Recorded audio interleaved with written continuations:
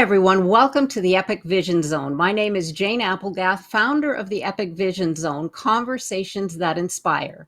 Each show, we offer you an inspiring person or message to bring you closer to your big dream so that you can live your epic life now. Thank you for being here. And if you're listening on your audio version of this podcast, make sure that you're following on the episode and your favorite app. And if you're watching on YouTube, go ahead and subscribe so that you never miss an episode. The great late Jim Rohn wrote, "Profits are better than wages. Wages make a living. Profits make a fortune." And no one knows this better than the beauty icon, Karen Pudetti. She's built a multi-million dollar business from the ground up, created a highly successful clothing line, authored a book titled Rags to Riches: How Beauty Icons Made It Big, and leads a course, Rags to Riches in Action, guiding leaders to financial abundance. Coming straight out of college to land a highly successful accounting career in the corporate world, Karen's desire to be her own boss in the beauty industry inspired her to go back to school, get her aesthetics license and more, and become a stay-at-home mom working 2.5 days a week, a venture that skyrocketed to an annual income of over $100,000 a year. The purchase of a small salon became the springboard of her Luxe Salon, Spa, and Laser, and ultimately her title as one of the nation's leading salon and beauty industry consultants. Karen's commitment to help others who dream of becoming a successful entrepreneur in the beauty or retail industry moved her to write Rags to Riches: How Beauty Icons Make It Big, where she not only interviews some of North America's leading icons in the beauty industry, but she shares concrete guidance from her own experience. Welcome, Karen. Thank you so much for joining us here today. I'm so excited to share your story. Thank you. Thank you so much for having me. Well, we chatted a little bit beforehand, but I'm wanting Karen to share with us what inspired her to do the work that she does today. And I think every woman, girl, and so on this podcast and video is going to love her story. So please go ahead and share. Well, when I was a little girl, my mom used to teach modeling. And so she took my sisters and I with her to work. And it was a big production day. They were all doing their hair and makeup. There was a runway show with photographers. They were shooting commercials. And I remember my sisters and I got to get our hair done and our makeup done. And I just remember when I got to finally turn around and see it, I was like, oh, wow. And I just remember thinking, oh, I felt so pretty. I looked so good. And I just remember thinking I could do anything. I had so much confidence at that very moment. I thought I could do anything I want. And I've always remember that throughout my whole life when I'm like thinking about being nervous. I would think back to that day and just say, I got this. So it was really that the way I felt and how I looked, and it was just a huge excitement all around that. So I remember that forever, and it's kind of what kept in the back of my mind. I kept thinking, that's I want to give that to other people. I want to show people how that can feel. I love that. Yes, absolutely. I mean, our appearances, Karen and I had this discussion earlier, but we just basically, we always say don't judge a book by its cover, but we are the biggest judges of ourselves. And when we look good, we feel good and we feel that confidence. So yes, so vital. And I love that you remembered that. That's how visceral that was for you. So yes, getting up and trying, like you said, if you have a bad hair day, go back, take 5 minutes to fix it up because you'll have Yep. a much better day. I love it. Well, I Yes. know that you, in your bio, I was really interested because you said one of your other influencers in your early years was your dad. Give us an Yes. idea of how he influenced you in your life choices. Well, I remember when I was trying to decide, I wasn't happy in corporate America. I worked for CPA firms, and it did not get my juices flowing. I wasn't excited. And my dad said to me, he goes, if you had to write your perfect day, what would it be? And I kind of wrote it out. And I said, well, I don't even want to be an accountant or finance person anymore. I just don't. He goes, well, what's the worst thing that could possibly happen to you if you tried something else and you loved it? Great. But if you didn't, then what would happen? And I go, I don't know. I guess I could try something else, always go back to accounting or finance. And he says, then just do it. You got one shot. Mm. Make it worth it and do it whatever you feel in your heart. You'll be happy. You'll be successful. So it was always him. When I told my mom my idea, she kind of looked at me and went, "What?" So she was just a little like scared for me. But my dad was always like, "If you have a passion, follow that." So yeah, it was a huge inspiration to me, just kind of swinging big in life and just doing something out of the traditional. Wow, that's amazing to have that kind of a mentor, so to speak, someone Yes. who encourages you to take the leap and see what happens, because of course our humanness wants us to be safe, and that was your mom's initial reaction, because I suppose, especially as women, we nurture and we want to make sure that our babies are safe. So it's great that you had that balance between the two, and look where you are today. So I'm sure that your dad's advice paid off really well. We can Yes. see that it has. Well, here's a question, and I know there's a lot of mompreneurs out there as well. So, how did you balance work and family, because you have two beautiful daughters, Yeah. while you were running a business, and what were your biggest challenges? Um, so for me, I will always be a mom first. And anybody who knows me knows I'm the mom and then I'm business. So, I work hard. Like when my kids would go to bed at night, there's days like I would still be working, doing stuff, but I was always there when they got off the bus or their sporting events. So it was just and I knew deep down I could make it work. It wouldn't be your traditional, I'll be an 8 to 5 person. Um, so I just knew, like, my kids are going to grow up fast. And so don't wait until you get where you want to be. So it was always really just that. And I think my husband was really, he knew that as well. And so we just made it work. And so there were times like I was up to midnight, doing the accounting and payroll and stuff like that, but I wouldn't have changed anything. So I kind of designed my life, that way to make sure that works. Right, your schedule, so to speak. Did you ever experience burnout? And if you did, how did you deal with that? Because that would be a lot to handle. It is. And so when I was first growing my business and stuff like that, I knew immediately I either needed an assistant or manager or somebody that I could trust enough that could do my jobs and step in when I wasn't there. And so I did, and I made a very conscious decision to do that. And I found the right person, and we have worked really, really, really well. For instance, I was gone for 2 weeks in the Mediterranean, and she ran the show. She did everything, and she did an amazing job. So I think letting go a little bit, Mm. so you're not doing it all. I always wanted to make sure, like, if I got hit by a car tomorrow, this place is still going to run, still make me profitable, no hiccups, anything of that. So I always had one or two people that were not ready because they were already ready. Whether I was in the building or not, the business was going to run as it should. Yeah, I love that advice, Karen, because a lot of us, especially women, have trouble letting go. Maybe you could just give us a little bit more insight into that, because that is so vital for mompreneurs, especially. Yeah, and I had to make a very, very conscious decision that I wanted to make sure all my employees, when they were at work, whether I was at a volleyball game or traveling with one of them, that everything at work was going to run smoothly.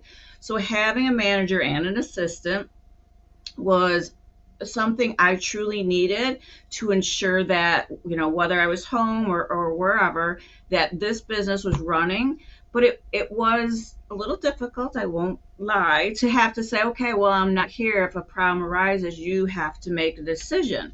So, um, so at first, I will admit I was a little uneasy, but as time grew and like we just work interchangeably, it was the best thing I could do because when I'm with my girls, I'm totally with my girls. And I don't have to worry about, oh no, what if this occurs or what about if that occur? So it was, had I not done that, I wouldn't be where I am today and as far as I've been. So I think that is huge thing for particularly women to do right out of the gate. Right. Yes, I love that because we tend to be micromanagers, I feel. And it Yes, has we to do do. with, tending to all of the chores in the house, tending to the children, tending to the grocery list, the meals, the business. And yes, and so, yeah, I completely understand and agree with you because when you start to let go, you're still micromanaging, but then eventually the trust grows and you see that how capable they are, and then it's like, oh, I don't know what I could do without you. I was like that with Yes. myself in the brokerage business. I had an assistant and she got pregnant and she was gone for like 4 months and I thought I was going to die. It's just like I had, every single month I went through a new assistant. My manager's like, what is wrong with you? I said, well, I want my Annette back. It was bad. Anyway, I 100% agree with you. So, getting financially successful, how long did it take you to become financially successful with all of your changeover in your business and your profession, et cetera, et cetera?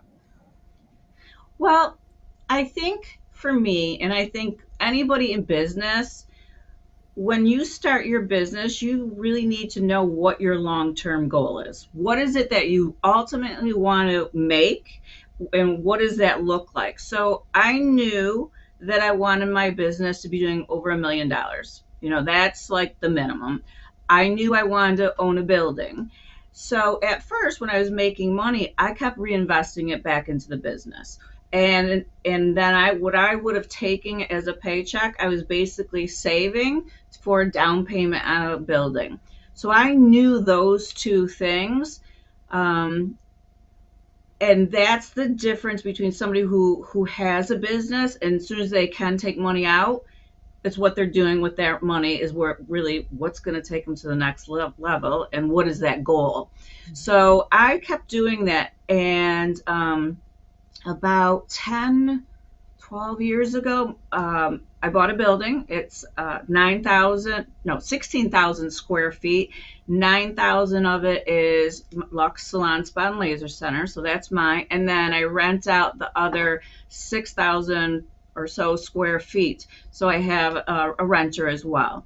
So that was one of my goals. And thankfully, I almost have the building paid off because that was my goal, was to get it paid off.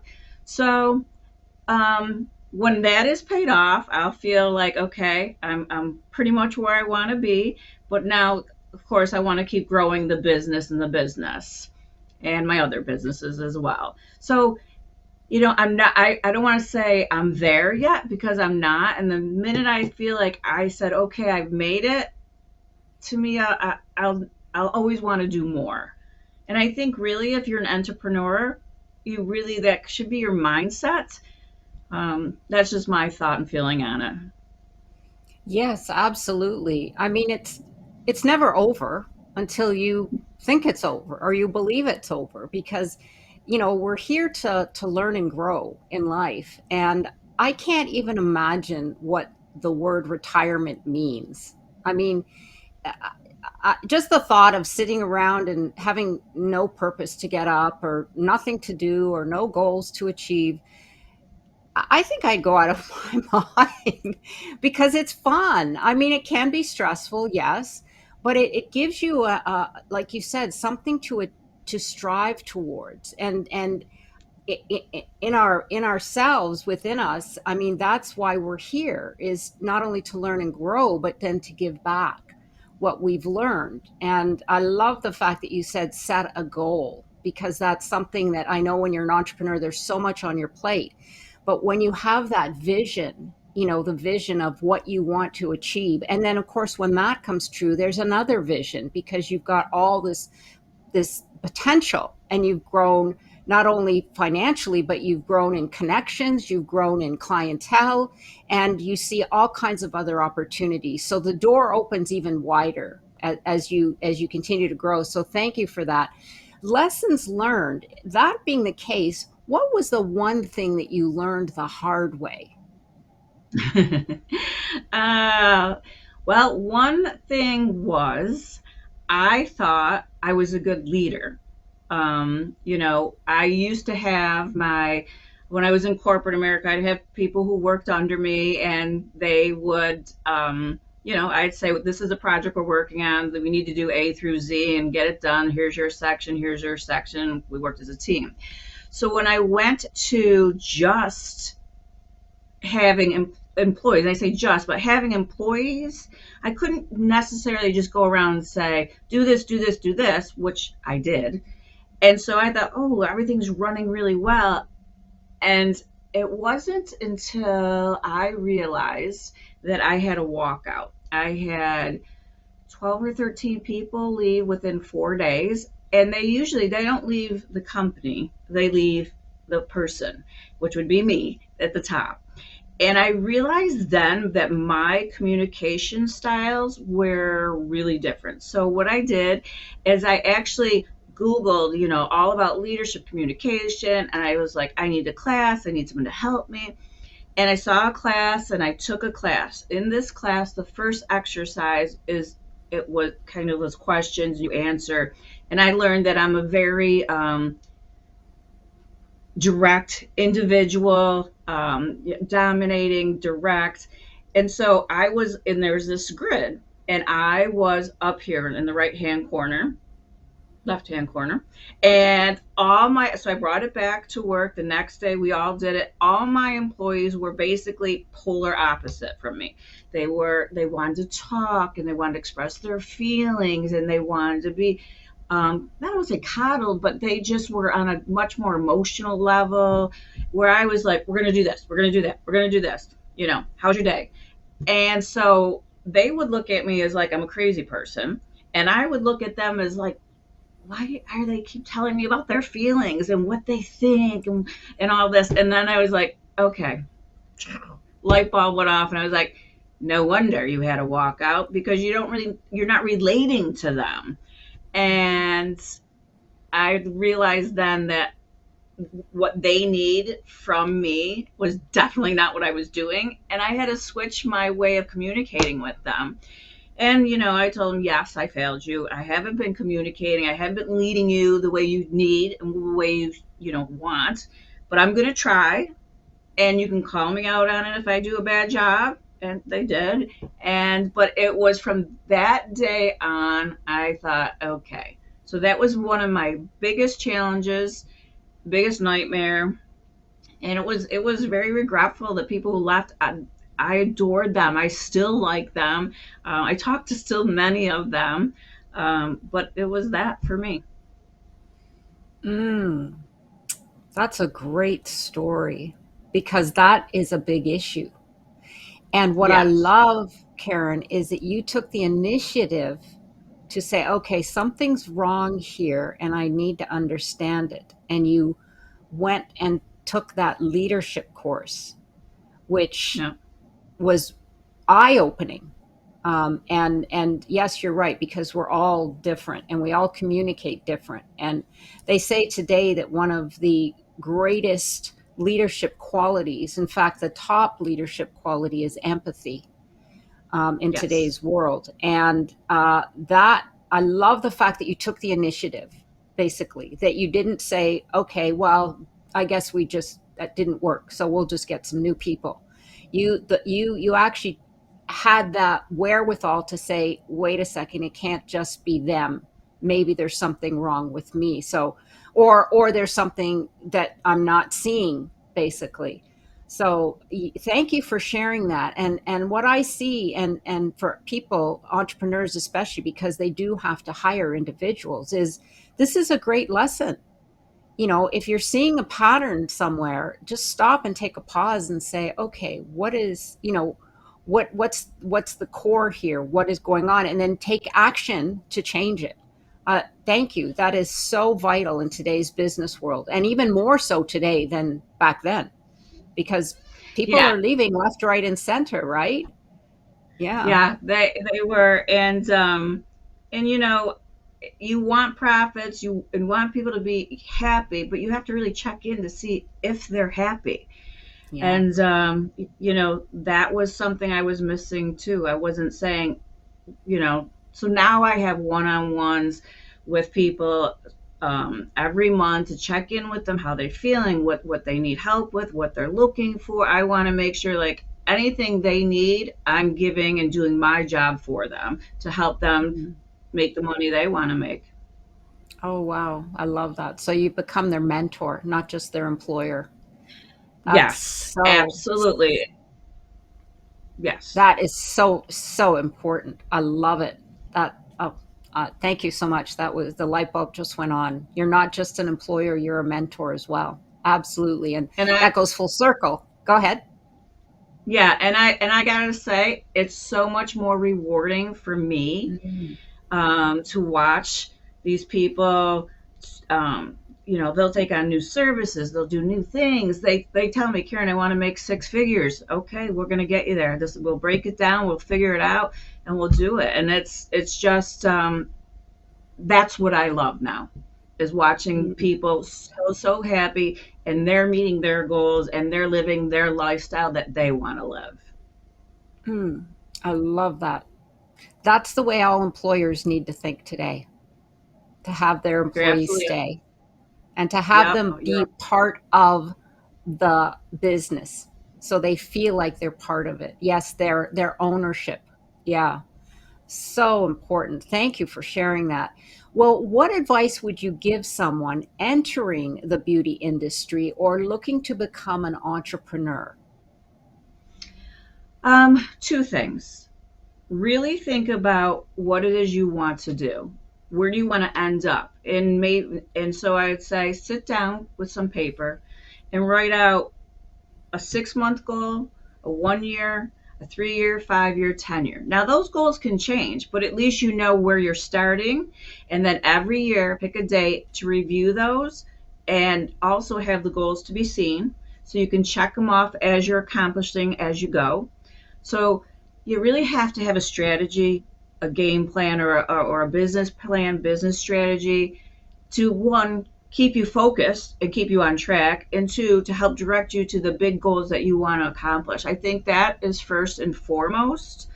I think people who are really thought about what they want to do are much more successful getting there. And write down the steps you need to take to actually get to those goals. What exactly do you have to do? It's kind of like people say, "Oh, I want to lose 10 pounds," but they're still eating their cookies and ice cream at 9 o'clock every night. That's not going to work. But you got to be committed and just keep taking the little baby steps. Absolutely. So you said there was two things. Was there setting the goals and then So, taking the action? yeah, setting the goals, taking the action, but the other one is find somebody who's going to be your accountability partner. Have Mm. somebody that you have to go to every other week or once a week or once a month and say, "This is what I've accomplished. This is what I've done. Do you have any ideas? I'm stuck with this. These are my thoughts. Do you have anything that's popping up in your head?" Because those who have to go to and kind of say, "This is what I've done," they're going to be much more eager to share what they've done, what they've accomplished, and saying, "Oh, shoot, I didn't really do anything." So, yes. Yes, I love that accountability. Yeah, because you could have all the goals in the world and all the strategy, but if there's if you don't call yourself on it, you have your partner there to call you on it, but not only that, to maybe help and vice versa, because you can Right. become each other's motivator, so to speak. Because Yeah. yeah, we all have those days or months, or years that slip by. That's an unfortunate thing, but it's true. And accountability is very important. But yes, thank you for that. Those are great tips. So I'm very curious about this next question. Who do you see as the ideal candidate to run a profitable business, and why? I definitely, first and foremost, feel that that person either should really understand the financials. In my background, I was successful because I understood my P&L, my balance sheet, my inventory percentages. In our business or any business, you really have to make this, you have to know what it is so you can base all your decisions financially. Because I have a staff that says, I need a new massage bed. That $7,000 bed is the one I want. And I'm like, oh, 7,000. Hmm. Let me look at my numbers and let you know if we can afford the $7,000 bed. So you really have to make your decisions financially wise, and instead of saying, well, I think I would love, or I would want. So that's hard, especially when you have employees that want a lot of things and they want all nice things, which is great. If you make the money, we can spend the money. If we don't make the money, we can't spend the money. So I think that's first. And particularly in my business, I've watched some people who are phenomenal at what they do, whether it be eyebrows, hair, groomers, whatever part of the industry they are, but they didn't really understand anything about their finances, and they could be making $1 million in profit a year but be losing 150,000. I would see that all the time. So I think it is ideal. You really have to understand your financials. Now, if you can't, then you better have an accountant, or a bookkeeper that is there with you all the time or part time, to make sure you know the numbers so they can relate it to you and help you understand. I think that's number one. And then the other thing is really, really, really know who your ideal client is. And it doesn't matter what type of business.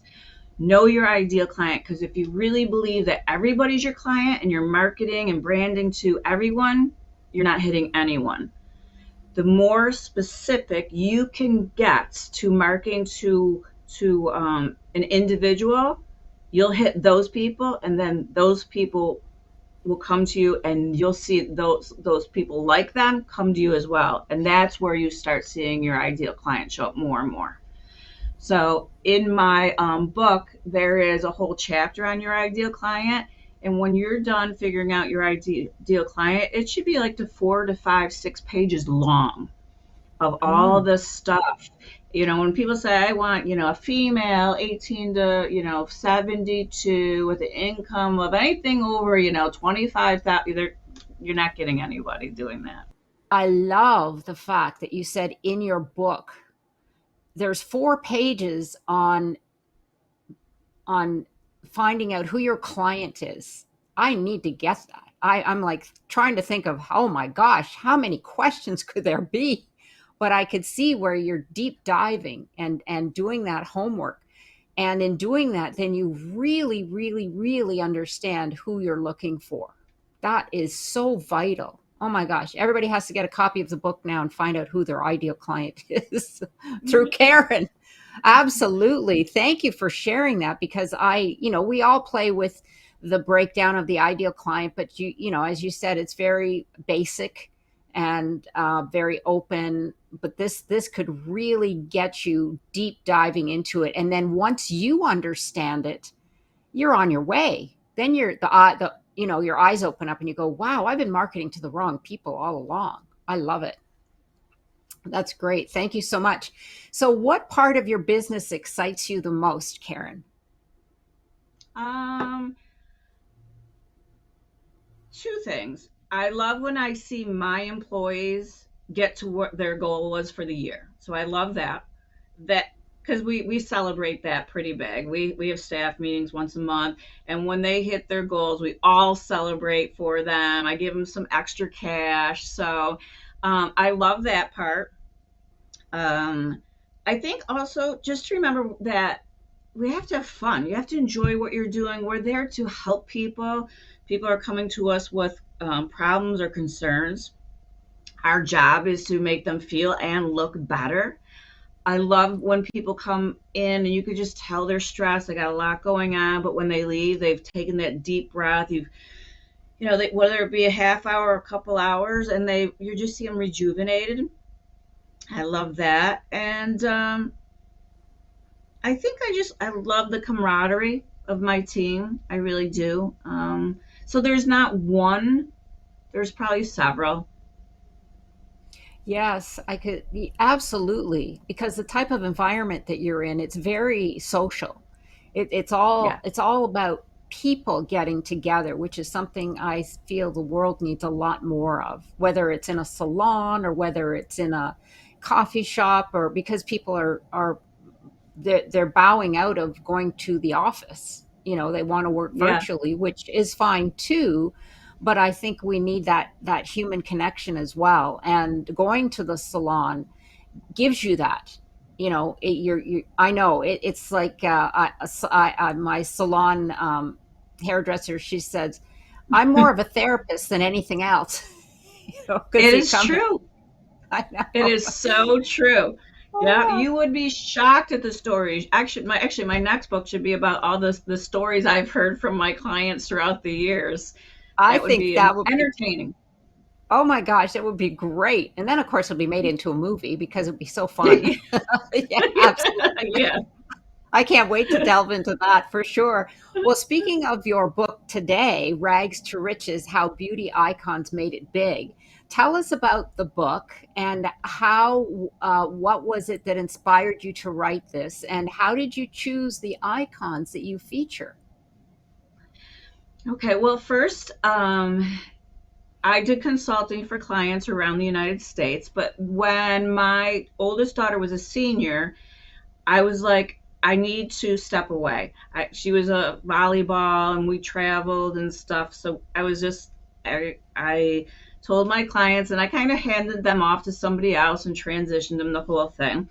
So I missed like that helping people, here's everything I did wrong, don't do that, but these are the things that work, kind of thing. So I missed that, and there was always one thing I always wish I could help more people, more than like one salon or one spa at a time. I wanted to really, really help more people. And then when the pandemic was hitting, and I don't know if you know this, but salons or spas are second to close behind restaurants. So they're the second most business to close. Only 1.7% of all salons or spas hit the $1 million mark, which is crazy. And 20% all closed within the first 3 years. But then after the pandemic, one third of all salons and spas were closing. And it was mostly every one of those was because their financials were in a mess. They were in the red. They didn't really realize it. They didn't know what was going on. So I thought, you know what? I would love to write a book. And I'm thinking, but no one knows really me. And I didn't want it to be just boring, like, look at your balance sheet every week. And I wanted it to be entertaining and fun. And I couldn't figure out at first, like, how do I get this to happen? So then I thought about these people who've made it huge. Um, for instance, Damone Roberts, he's the guru of eyebrows to every star, Oprah, Madonna. I mean, just the list goes on and on and on. They're all celebrity people, all done fashion weeks. And I started thinking, okay, and I wanted all different areas. Like, so someone who had actually worked in the schools and started some of the beauty schools as well. So I picked people from every area, and I would kind of Google who's big, who's huge, and so I put a whole packet together, a media packet, which I didn't even know what it was, but I put it together. I sent it to them, and then I really just drove them crazy. And so they finally said yes. And so we set up a time and I interviewed them. So about them, and they told me their whole story, how they started, how their ups, their downs, how they made it big and stuff. And so each chapter is about an individual. And then it's also about like branding, for instance, branding and expanding. So I took a person, I told their story. Then I talk about like a survey, like what are you doing currently? And there's like each one's a little different. Could be a bunch of questions or writing out stuff. And then after it was more the teaching part of it. So for instance, leadership, this is what I was. This is where I should have been. And these are the different types. So I went really into that. So there's three parts to every chapter. So that's kind of how it all came. I wanted to teach people, but I wanted them to have fun. And the stories about the people are really, they're amazing. They've done amazing things. And I wanted the people to see where they were now and to pick one or two per chapter and really start working on it. And then they can go back again next year and pick another two. So they're continually growing their business. Mm. I have to applaud your creativity and your tenacity. You, honest to goodness, you are a fabulous mentor, because here's the thing. Often I get asked, how do I, reach individuals? A lot of times they come to me, but I, having been in my previous life, the brokerage business, I, like you, am not afraid to pick up the phone. Well, back in those days, to pick up the phone or write a letter or send an email to whomever. And they're just shocked. They're like, oh, you did that? And of course, it has to edify them and be very professional, and which, you are obviously very good at, and I am good at doing as well. But to put a media kit together, brilliant, absolutely brilliant. I need to pick your brain on that one, Karen.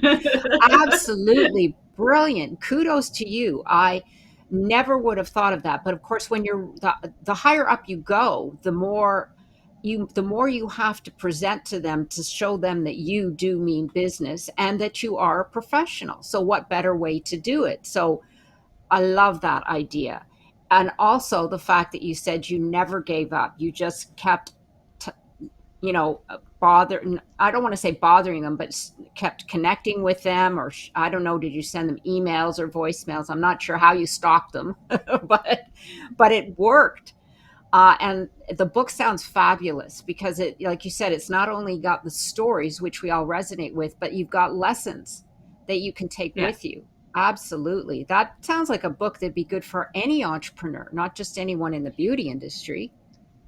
It really is. It has the basics to, and then some to any business. Like it talks about, your P&Ls, leadership, expanding, marketing, and I give everything, like my whole marketing calendar, everything I have learned, done. I put is either in the book, and then I did a course. I actually took the book and even broke it down further, and everything in the core, everything I've ever done that's been successful is in the course, and it's here's the sheet I use. This is what I did. This is how I tracked it. So yeah, and that it was like if I can do this, anybody can. And it's just, but most people just don't know what to do. Wow. So that's perfect, because I was just about to ask you about your course, because I know there's probably a lot of people on here that would be very interested in learning more about that. So it's a deeper dive into what's in the book. And Yes, is a it open lot every deeper. month, or how is it a group session? Is it a one-on-one? Just give us a little insight. So it's a module base, and I each week a module will be released, and you go through the module, and then I also have a Facebook, so you can always, like, if you have any questions, go on Rags to Riches Facebook page, and you can ask them. And sometimes I'll ask people, like, what do you guys want to hear about? Because I could talk my ear off, your ear off, but what is it you need answered? What are you struggling with? What do you need? So you can go in there as well. So that's what I'm really doing now. The course is phenomenal. And it doesn't matter if you're just starting out or if you're hit the $1 million mark and you're trying to go past it, because I can guarantee you'll get enough out of it to help you get to the next level. So it's go at your own pace. That's what I'm Mm-hmm. gathering, right? Modules, Yep. but then you can ask You can send in questions Yep. to be answered by you. Do you Yep. ever have a mastermind where you speak to all those taking the courses? I will be doing that. So, Okay. yeah, so I'm going to go live every Monday and Wednesday at 12 o'clock Eastern time on Facebook. So that way I can talk to people immediately and they can ask me questions and I can hopefully get them unstuck or motivate them to continue and keep, working at their pace. So, yeah. Okay, wonderful. It sounds terrific. And we'll have all the information on that on the Epic Vision Zone bio pages for all those who want to look into that. So thank you for sharing it. It sounds like an incredible course. Just out of curiosity, how many modules are in there? 12. There's 12 12. chapters Okay, in the book, so and I took 12 modules, and it's good. I don't think we left anything unturned. I had people look at it after. I'm like, "What are you looking for? What do you need in this?" And they're like, "I can't think of anything." So I hope it's all. I'm pretty sure you'll great. get everything you need. Yeah, and that's very doable, the 12. So that's great. Yeah, because sometimes they can be too much. It's information overload, but that's Yes. wonderful. Yeah, absolutely. So if there was one critical message you could share with the world, what would it be? One is find your true passion, listen to your gut, find your true passion, and follow that. You'll be happy. You'll become successful. You lead a much better rounded life, where it's all there, I really believe. Yeah, and when you get stuck, find somebody or an answer to get unstuck, or, there's always going to be bumps in the road. Just keep going, keep taking one step and forward, and then remember to stop and celebrate how far you've come. Hmm, that is so important. Yes, even along the way, Yeah. because that's the one thing that we forget. We forget our small wins, and it's even if it's that day that you had a small win, and it doesn't always have to be about business. It could be that you No. made a great dinner, or that you went to the park and celebrated someone's birthday, whatever, because those are all wins. And we have to remember that that's life. Thank you so much for that. That certainly is very helpful. And it's something that I think we all need to hear. So, Karen, because we're here on the Epic Vision Zone, I have one last question. If your life were an epic story, what would the title be? Ooh. It would be pretty probably just something simple, like living my best life. Um, something, yeah. I mean, living my best life, I think. Yeah, that I mean, sums it up. yeah, I mean, when I look at it, I have balance in my life with my family, my daughters, my business. Um, that's a great question. I don't have a great Thank answer you. for it either. That's a good that's a good answer, but I love to put people on a journey because that's part of play. It's part of Yes. imagining something that you hadn't thought of.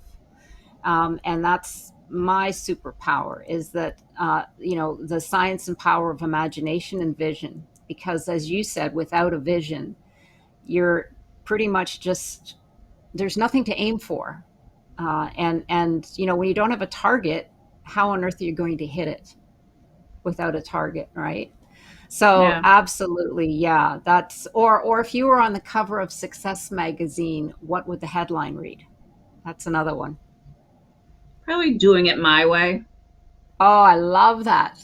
I love Yeah. that. Well, that's your book too. Doing it my Yeah. way. That's perfect. I love it. Thank you. Well, thank you again, Karen, for joining us here on the Epic Vision Zone. And for information and to connect with Karen, Go to the Epic Vision Zone bio pages where you will find all of her social media and direct contact information, also her book and her course, which sounds absolutely incredible. And don't miss an episode of the Epic Vision Zone by going to your favorite app or subscribing to the Epic Vision Zone on YouTube channel. Follow me on Instagram at Jane Applegath and connect with me at janeapplegath.com, where you can access your free download, The Keys to Your Dreams. Sending you much love and success. This is the Epic Vision Zone, transforming your dreams into epic success.